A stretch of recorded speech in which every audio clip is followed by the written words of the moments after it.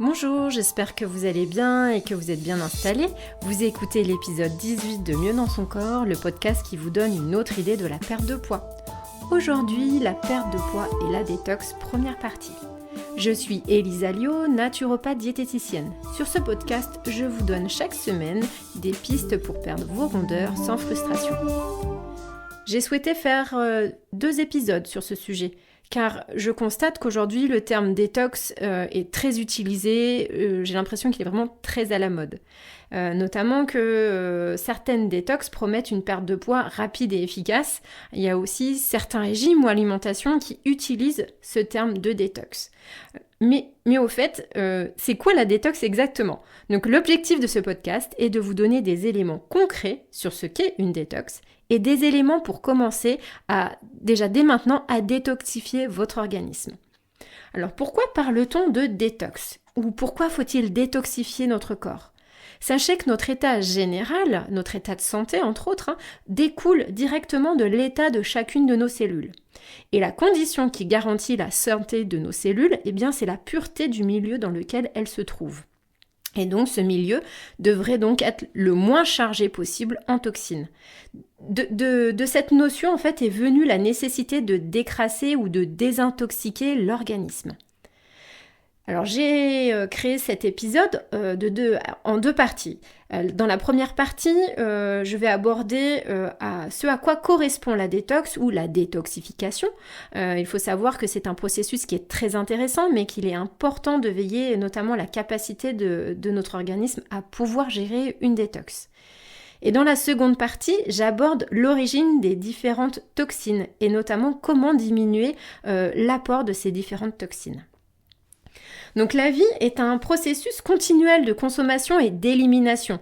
Les toxines ou déchets proviennent en partie de l'extérieur. C'est ce que nous mangeons, ce que nous buvons, nous respirons, ou encore les différents produits comme les médicaments, les produits de beauté.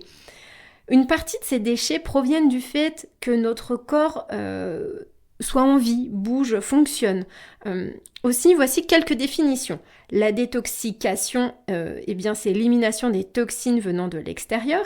La détoxination, élimination des toxines produites par notre organisme. Et le principe de détoxification, c'est l'élimination des toxines générées par notre organisme et par les produits que nous ingérons, que nous appliquons sur notre corps ou présents dans notre environnement. Donc le principe de détoxification, c'est à la fois l'action de drainer les toxines et de les éliminer. Alors, pour permettre une bonne détoxification de l'organisme, il est aussi nécessaire que notre corps soit en capacité de pouvoir éliminer ces différents déchets. Et l'élimination de ces déchets ou de ces toxines se fait par le biais de portes de sortie, pour que ça puisse sortir de l'organisme, que l'on appelle émonctoires. Ces émonctoires sont au nombre de 5. Il s'agit des poumons, de la peau, des intestins et des reins. Il est également possible de prendre en compte le mental comme émonctoire, notamment pour tout ce qui est pensée négative. Alors pourquoi s'assurer que ces émonctoires fonctionnent bien ? Alors lorsque l'on détoxique avec par exemple un transit ralenti ou bien une respiration courte, il est possible de subir des crises dites d'élimination.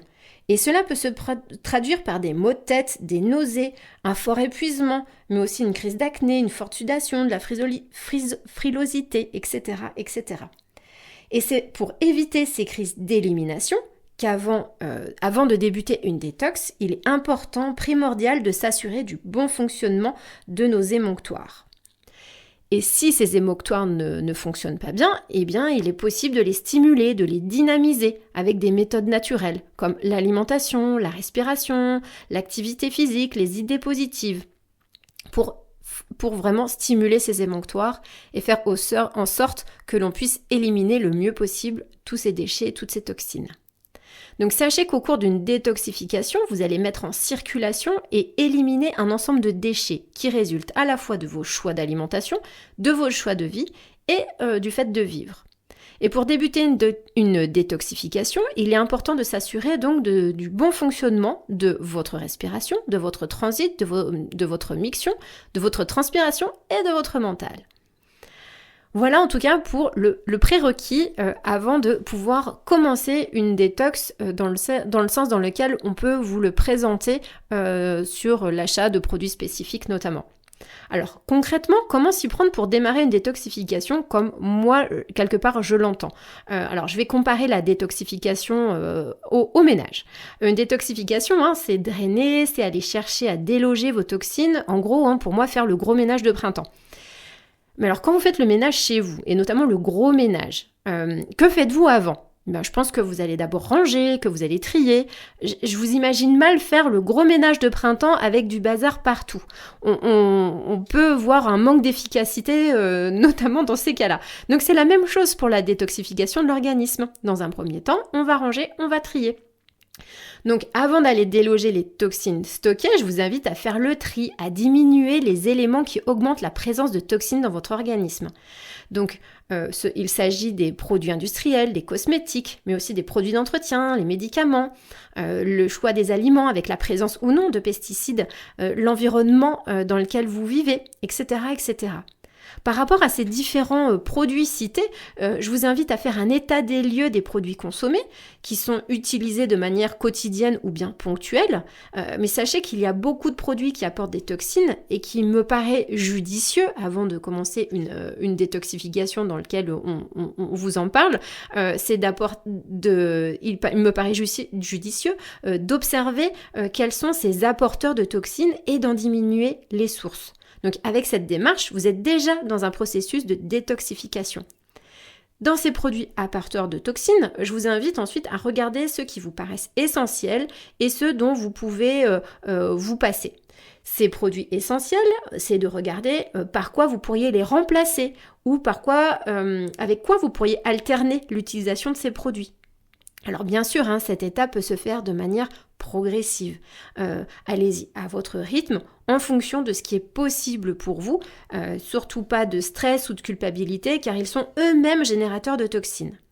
Donc pour vous aider dans cet état des lieux, il est aussi possible de s'inspirer du mouvement zéro déchet. C'est vrai que ce mouvement au départ est à but écologique, donc pour l'environnement, mais il est aussi pour notre corps. Alors pour commencer, vous pouvez trouver différents groupes, notamment sur les réseaux sociaux. Il existe également plein de sites internet, de livres sur ce sujet. Mon conseil en tout cas, c'est de commencer par ce qui vous fait envie et ce qui vous paraît simple et accessible. Donc nous venons de voir les toxines qui proviennent de l'extérieur et je vous ai parlé tout à l'heure des toxines qui sont générées par l'organisme. Alors quels sont ces déchets ?